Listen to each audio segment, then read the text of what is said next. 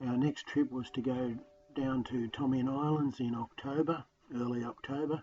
We left Terengganu on the 29th of September 2019 and arrived in Tioman Islands on the 2nd of October. This is my helmsman, my Malaysian passenger. On the trip down we shared duties like cooking and steering and cleaning. Not much cleaning, but here's one of the passengers cleaning carrots for dinner, and they were preparing the food while the female passenger was steering the helm and I was resting. One person would rest, one person would sleep, one person would be on the helm. We did that during the day, but mostly during the night. 4-hour shifts.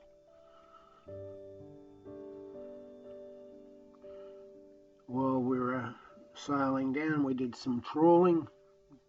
Most of the catches were at dusk and at midnight. Tioman Island. Here's a shot from the front hatch of the catamaran. As I said, we prepared meals and shared the preparation of meals. The Malaysian male passenger loved cooking and he could really cook well. He was also fussy with English food, so that's probably why he preferred to cook. Me, myself, I just like my vegetables and noodles and some canned food, canned meat.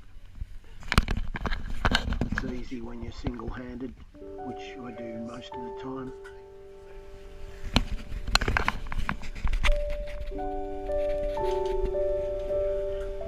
While you're not on the helm, you relax and sleep, and of course do some fishing, or try to learn how to do some fishing.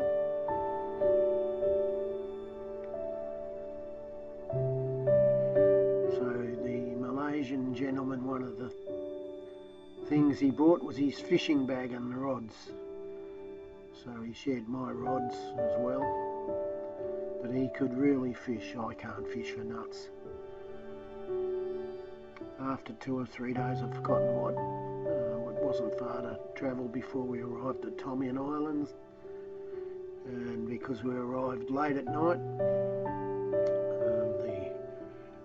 teaching them how to anchor the boat as new passengers was a little bit challenging. So in the morning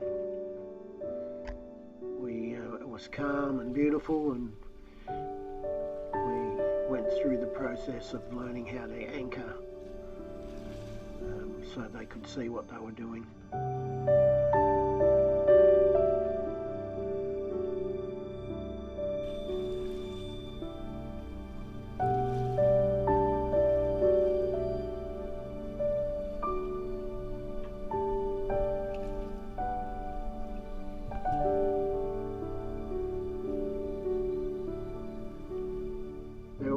Other things to do on the boat after we arrived.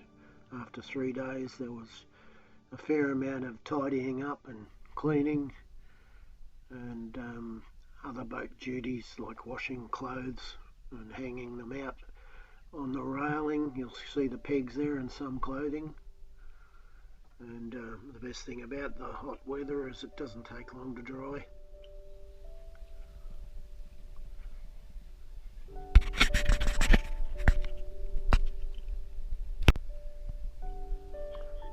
One of the other things we did, other than relaxing, was learn how to use a hand net. And the Malaysian passenger taught us how to do it. And most of the time he did it much better than we did. This particular time he mucked it up a little bit. I think it was because he was in the dinghy for the first time. Hold the end of the string. Oh, you got it. The other male passenger was watching and listening and learning how to do it. Now that's not bad, better than me.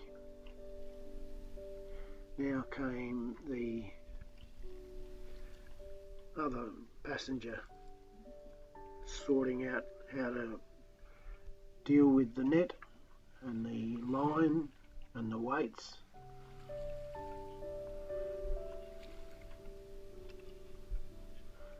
As you can see, for a beginner it was not easy. Once he sorted it out, he stood up and tossed it over the side. Myself, I'm no good at it. Even now I'm no good at it.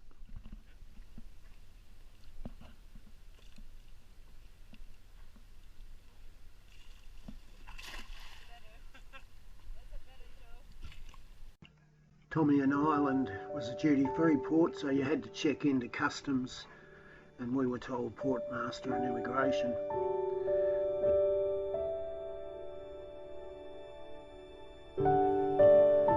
We returned to the boat and fishing continued, but unfortunately, because we were close to shore, we got some tropical fish and we had to throw them back.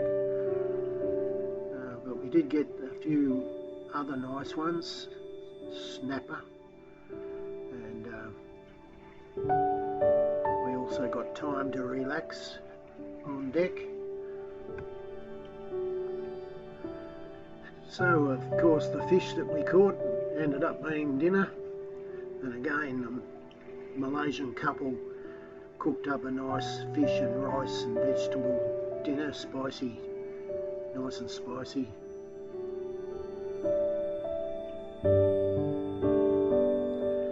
The plan was to go up to the northern island, which is Pulau,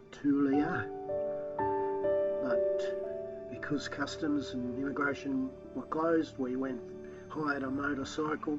Now the track we took was along the foreshore, and then it passed the airport and did a U-turn and travelled back towards the township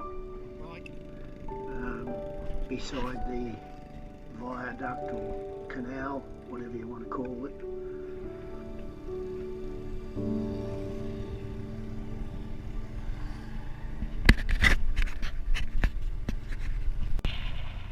As I said, on the left is the airport.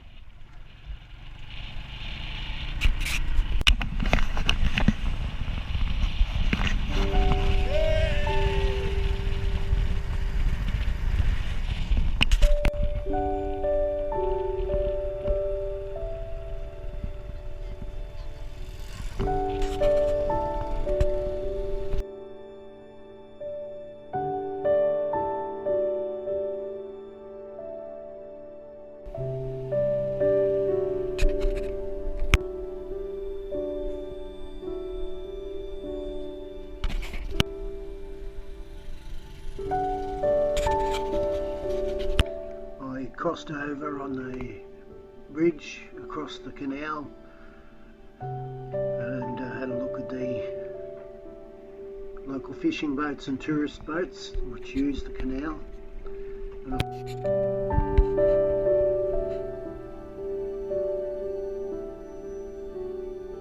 At that stage it was low tide, and you can see how low it can get.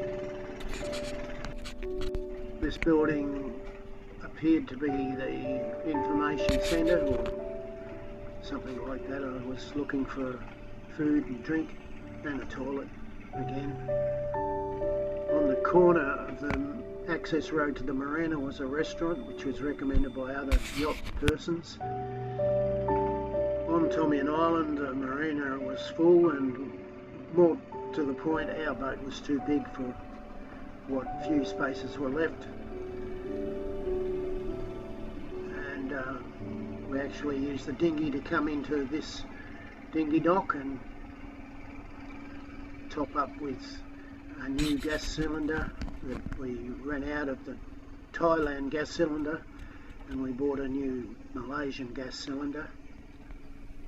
And this office here is, when it's open, is the port master's office. I wandered back to the main township, mainly because I needed to go back to the toilet or find another toilet. I hate it when I get tummy sick. And you can see the entrance at low tide to the canal. And on the right in the picture is the Port Master's Office, Immigration and Customs. Well, we finally got to check in to the Harbour Master, Customs and Immigration, and got the form signed by the Harbour Master, and then went back to the boat, and that afternoon we were able to buy some bait from a local fishing boat.